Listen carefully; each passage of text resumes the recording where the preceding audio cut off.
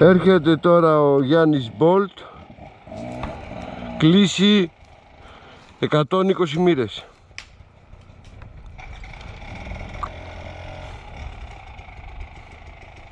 Πάμε Γιάννη!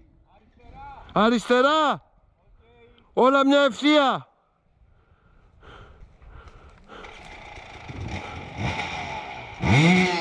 Παναγία μου!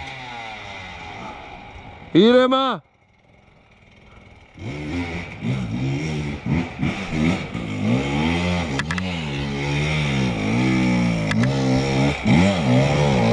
Δώσ' του!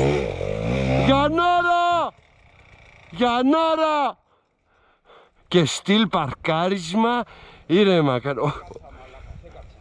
Τι? Έπρεπε να σηκωθώ όρθιος ρε. Θα διστός ανέβηκα, καλά που έχω λάστιχο.